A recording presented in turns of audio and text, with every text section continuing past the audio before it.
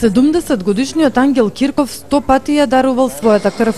Почнал од своите гимназијалски денови кога како млад спортист решил да дарува крв, бидејќи верувал дека спортистите најмногу се повредуваат.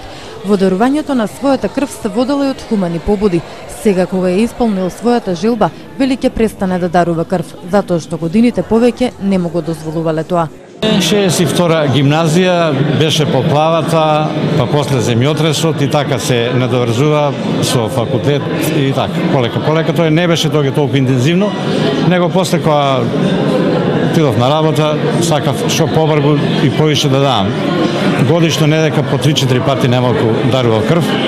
Има проблеми, паузи со здравството има проблеми, некои и тоа се помина најдобро и ми беше желба стотка и ја направив.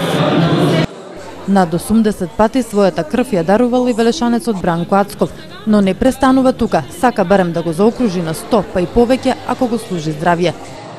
Осетив некое празнење во мене. Решив неколку пати да го направам тоа, да видам дали е чувството исто. И стварно го осетив тоа. И чувството е прекрасно, право да ви кажам, кога ќе знам дека мојата крв отишла на право место, дека сум спасил сигурно неколку живота, ако не повеќе. Стварно е чувството прекрасно.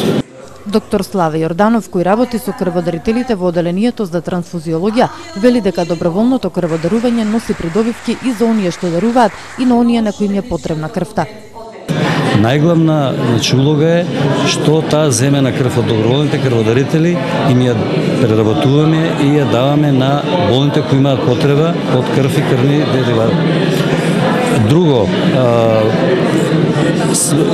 се обновува крвта кај крводарителите, се регенерира со дарувањето крв, исто така се остануваат и некои токсични материи што се во крвта. И голема бенефиција, што не е многу важна, бидејќи се сите доброволни крводарители, најважно е хуманоста. Веле, секогаш е меѓу првите 4 града по бројот на крводарители. Минатата година биле собрани 4070 крвни единици, што е двојно повеќе од планираното.